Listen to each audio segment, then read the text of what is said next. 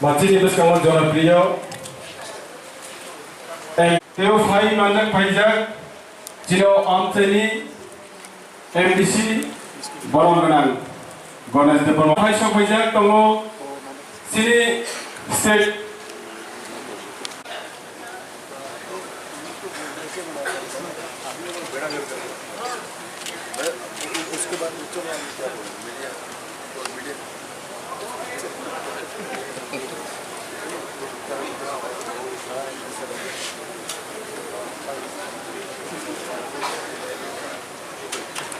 Dia Korea belum marah telepon mah, baik kecil.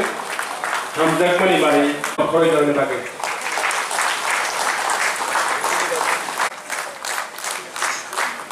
Jadi Hamzak mah mari apa yang itu? Kak layu sini, pani layu. Hai guys, terus besar, aku ini besar ni. Lok Sabha election apa tu? Sengketa macam yang halai tu.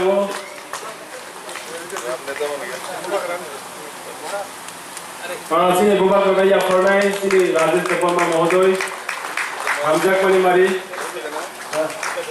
itu ada formal, bukan kerja hal tahu, hari kelas yang panjang tu, pusat terus aku belajar, tidak.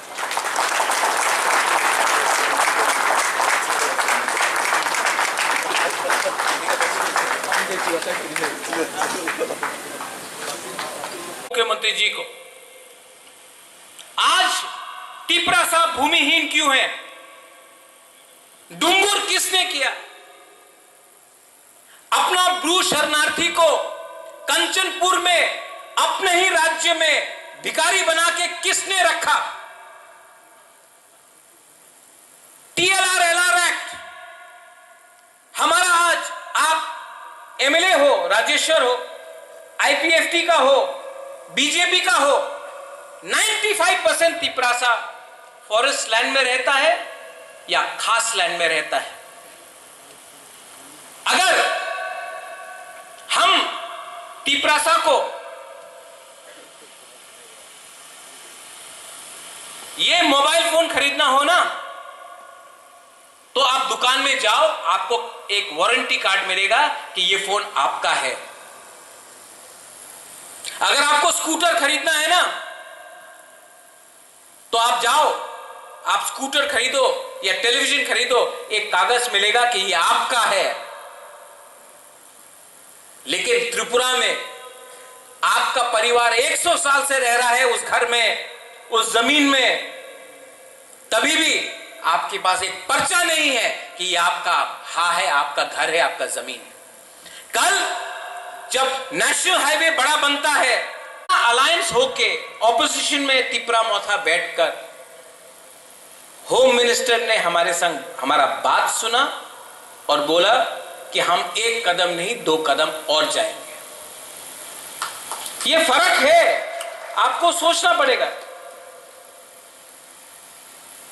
बहुत लोग बोलते हैं, CPM के लोग, कि मोथा और BJP का secret alliance. नहीं, मैं जो भी करूंगा ओपनली करूंगा। अगर आप मेरे कम्युनिटी को हेल्प करते हो, मैं आपके साथ हूं। अगर आप मेरे कम्युनिटी को हेल्प नहीं करते हो, मैं आपके साथ नहीं हूं। Direct talk. आपने क्या किया? नहीं सुनिए, ताली मत मारो, अभी मत मारो, सुनो उन्होंने क्या किया। सीक्रेट अलायंस किसका था? सीक्रेट अलायंस था कांग्रेस और सीपीएम के। आपको बिहार जीतना था, आपको केरला जीतना था, आपको तमिलनाडु जीतना था, आपको सीपीएम का सपोर्ट दिल्ली में चाहिए था, तो आपने त्रिपुरा को बलिदान कर दिया। आज कितना हम लोगों का तिपरासा लोग जेल में है सीपीएम के अमल के टाइम से। आज कितना हम लोगों का तिपरासा लोग को नौकरी नहीं मिला क्योंकि आपने आईएनपीटी और कांग्रेस को वोट किया, आपने सीपीएम को वोट नहीं किया, तो आपको नौकरी नहीं दिया गया। आज वही पार्टी जिसने हमारा वर्कर को पीटा, मारा, आज वही पार्टी को हम लोग वोट कर सकते हैं? मुझसे नहीं होगा। लेकिन कुछ कुछ तिपरासा लोग आज भी है जिनको पार्टी से ज्यादा जाति का प्यार है। मेरे लिए जाति इंपॉर्टेंट है, मेरे लिए मेरा देश इंपॉर्टेंट है, मेरे लिए उन्नति इंपॉर्टेंट है, मेरा मित्र मेरे लिए इंपॉर्टेंट है, उनका व्यवहार मेरे लिए इंपॉर्टेंट है। आपको एक सिंबल देखकर 50 साल 75 साल से भिखारी बनाया गया, वो आप अगर नहीं देखोगे तो आप प्रॉब्लम में गिरोगे। मैं और एक बात बोलना चाहता हूं, हमारे आज पूरे इंडिया में ये इंडिया अलायंस बोल रहा है ईवीएम में घपला हो रहा है। बोल रहा है ना कि ईवीएम में कोई भी वोट डालने से बीजेपी को चलता है। लेकिन मैंने ये सबसे पहले त्रिपुरा में देखा। हमने वोट किया कांग्रेस को, हमने वोट किया आईएनपीटी को, वोट किया सीपीएम को। गवर्नमेंट ऑफ इंडिया कहां में था? दिल्ली में था। आज मैं आपके सामने बोल सकता हूं, मेरे संग श्यामाचरण त्रिपुरा, नागेंद्र जमत्या, बीके रांखौल, मैं कितने बार दिल्ली गए। आप हमको लैंड राइट्स दे दो, डायरेक्ट फंडिंग दे दो, हम लोगों का अलायंस है, प्लीज तिपरासा को कुछ दे दो। एक बार भी होम मिनिस्टर हमसे नहीं मिला, एक बार भी प्राइम मिनिस्टर ने हमको टाइम नहीं दिया। और 10 साल यूपीए का सरकार था, आईएनपीटी कांग्रेस एक संग, तभी भी हम तिपरासा को अपना अधिकार नहीं मिला। मेरे लिए ये एक ऐसा इंसान है जिसने सबसे पहले महाराजा वीर विक्रम का नाम को उठाया।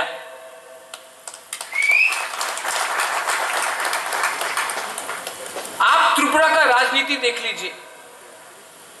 मेरा पिताजी कांग्रेस में एमपी था, मेरे माताजी कांग्रेस में एमपी थी, मैं कांग्रेस में इतने साल, मैं 4 साल तक तो मैं यहीं में था। मैं शुभल भौमिक के लिए कैंपेन कर रहा था। लेकिन कांग्रेस ने कभी भी महाराजा का नाम उठने नहीं दिया। क्या वजह थी? कहीं ना कहीं कुछ सीपीएम के संग अंडरस्टैंडिंग बन चुका था। मैं खुद जानता हूं, 2008 का इलेक्शन, यहां मैं राजेश्वर के लिए कैंपेन करना में आया, वहां है राजेश्वर। 2013 जैसा पब्लिक का सपोर्ट मैंने देखा, मैं 100% मुझे लगा कि आईएनपीटी टाकरजला से जीतेगा। लेकिन जब काउंटिंग होता था तो हम लोग हार जाते थे। हमारे घर को काट के चलता है, हमको 1 रुपया कॉम्पनसेशन नहीं मिलता क्योंकि प्रमाण नहीं है कि ये जमीन का मालिक हम हैं। अगर कल ओएनजीसी टेस्टिंग करता है, हम बोलते हैं कि हमारा जमीन फसल खराब हो रहा है, आप कुछ पैसा दीजिए, बोलता कि प्रमाण दिखाओ ये आपका जमीन है। हमारे पास प्रमाण नहीं है। वो लैंड राइट्स चाहिए, पॉलिटिकल राइट्स चाहिए, इकोनॉमिक राइट्स चाहिए। और मैं जानता हूं कि मेरा भाई बिप्लब देब जी दिल्ली जाकर हमारे बारे बात करेगा। हमने देखा है कोविड के टाइम क्या किया इन्होंने। ये खेरिंगबार हॉस्पिटल का 22 करोड़ रुपया मांगा, 30 करोड़ रुपया दिया। अपना ब्रू को सीपीएम बाजूबन रियांग एमपी था, बाजूबन रियांग एमपी था, लेकिन रियांग को कंचनपुर में बिना स्कूल पढ़ा के, बिना शिक्षा का, बिना हाइजीन का, बिना हॉस्पिटल का, बिना वोटर आईडी का त्रिपुरा में 20 साल तक रखा गया। मेरे सामने अमित शाह जी ने फोन किया, मैंने देखा है, कॉन्राड सांगमा ने देखा, हम लोग दोनों कमरे में थे और इन्होंने कहा हां होना चाहिए।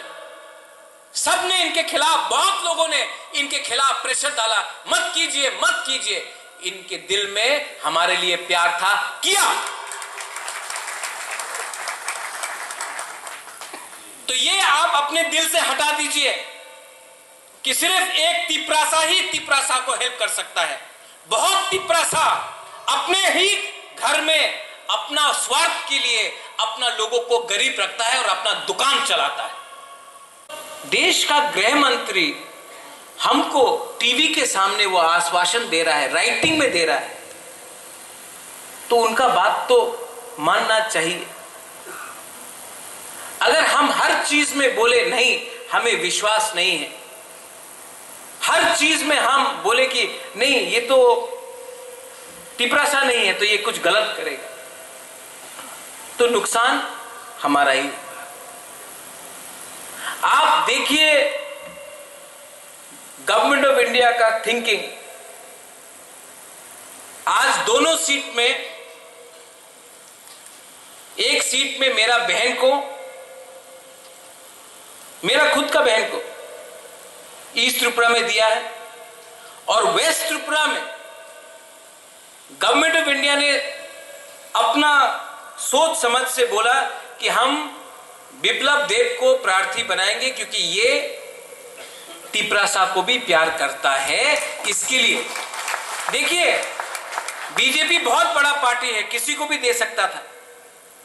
कहीं ना कहीं गवर्नमेंट ऑफ इंडिया के दिमाग में है कि अगर त्रिपुरा में शांति लाना है, हार्मनी लाना है, उन्नति लाना है, तो एक ऐसे व्यक्ति को भेजे जो वेस्ट त्रिपुरा से भी अपने तिपरासा के बारे उसके अंदर प्यार हो और भला करे।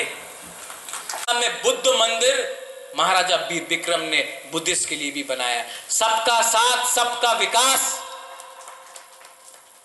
तब से चल रहा है। तो आज हमको अपने आप को धर्म के नाम में डिवाइड नहीं होना है। मैं जानता हूं जब मैं हंगर स्ट्राइक कर रहा था तो बिप्लब देब जी का फोन आया, बोला महाराज आपका स्वास्थ्य कैसा है। मैंने कभी सोचा ये बंगाली है या ट्राइबल है, नहीं, दोस्त। कितने क्रिश्चियंस ने चर्च में मेरे लिए फास्टिंग किया, आई नो। मुसलमान ने मस्जिद में दुआ मांगा, एक बुद्धिस्ट मंक आकर मुझे कुछ देकर गया, पूजा भी हुआ, हवन हुआ। त्रिपुरा का यह कल्चर नहीं है और ये सीपीएम लोग ने एक चीज में इक्वालिटी लाया, मुसलमान को गरीब रखा, बुद्धिस्ट को गरीब रखा, बंगाली को गरीब रखा, तिपरासा को गरीब रखा, हिंदू को गरीब रखा, सबको गरीब रखा, उसी में बराबरी लाया सीपीएम ने।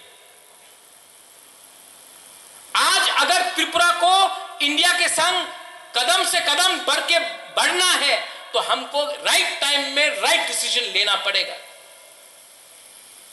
75 साल से दिल्ली में कांग्रेस था, हम सीपीएम को वोट किया। आज दिल्ली में बीजेपी है, हम क्यों उल्टा रास्ता जाए, हम क्यों सीपीएम का फाइट लड़े। जब सीपीएम कलकत्ता में हार रहा है, कांग्रेस उत्तर प्रदेश में हार रहा है, मध्य प्रदेश में, गुजरात में हार रहा है, दिल्ली में हार रहा है, सीपीएम केरला में हार रहा है, तो उनका फाइट जहां में वो लोग खुद हार रहे, उनका फाइट आज तिपरासा क्यों फाइट करे? आज तिपरासा के पास दिमाग भी है, सोच भी है। हम उन्हीं के साथ जाएंगे जो हमारे कम्युनिटी को भला करेगा। और मैं जानता हूं कि आज के दिन नरेंद्र मोदी जी और अमित शाह जी का बात हमको आगे ले जाएगा, और बुबाकरा भी दिल्ली में इंश्योर करेगा कि जो वचन दिया है उसको पूरा किया जाए। इसका सबसे बड़ा प्रमाण महाराज ने बोला ब्रू शरणार्थी का सेटलमेंट। कम्युनिस्ट का एक प्रमाण है, एक प्रमाण बता पाएगा? एक प्रमाण? कम्युनिस्ट और कांग्रेस के कारण से त्रिपुरा में दांगा हुआ। दोष इधर उधर दे देता है, किसी का दोष नहीं, इन दोनों के पॉलिटिकल क्राइसिस के कारण से हुआ है, पॉलिटिकल एम्बिशस और उनके रणनीति के कारण से हुआ है, और जनजाति के साथ जो अन्याय कम्युनिस्ट कर रहे थे उसके कारण से हुआ है। मेरे मित्रों, आज देखो इस राम मंदिर को लेकर मैं इसलिए बताऊंगा, 550 साल से लाखों करोड़ों लोगों का हिंदू मुसलमान में झगड़ा हुआ, दंगा हुआ, कितने घर जल गया, कितने लोग मर गए, चाहे वो हिंदू हो मुसलमान हो, है तो भारतीय ना, इस देश का है ना। किंतु मैं नरेंद्र मोदी को सैल्यूट मारता हूं, आपने राम मंदिर बना दिया। जब बनाया तब क्रिश्चियन भी हुआ थे, हिंदू भी थे, बौद्ध भी थे, जैन भी थे, सिख भी थे, हर भारतवासी का प्रतिनिधि अयोध्या में थे, और बिना रक्तपात आपने राम मंदिर निर्माण कर दिया। मेरे मित्रों, इसलिए इस देश में नरेंद्र भाई मोदी जैसा ही प्रधानमंत्री चाहिए, जो देश को संभाल सकते हैं। हम घर में भी ऐसे ही माँ मांगते हैं, ऐसे ही पिता मांगते हैं, जो घर को चला सकता है, घर को समझ सकता है, घर को एक साथ रख सकता है। देखना, कभी ऐसा पिता भी, ऐसा गार्जियन भी घर में हो जाता है, तो 2-4 बेटे हो गया, 3 बेटी हो गया, बाप के बात नहीं मानता, बाप बेटा का बात नहीं मानता। खुमलोंग बाजार में जब आएगा, शाम को देखते हैं इनका तो वैल्यू नहीं है, उनका बात तो उनका बेटा ही नहीं सुनता है, हम क्यों सुने उनकी बात? इसका मतलब अपने घर व्यवस्थित ना हो तो गांव वाले भी आपको इज्जत नहीं करता। इसलिए जब हम ऐसे व्यक्ति को इज्जत नहीं देते, इसलिए हमारा घर चलाने वाला राहुल गांधी जैसा चाहिए। और रास्ते में खुमलुंग में एक बात बोलेगा, जाके बनमालीपुर में एक बात बोलेगा, और प्लेन में उठने के बाद दिल्ली में क्या बोला मालूम ही नहीं है।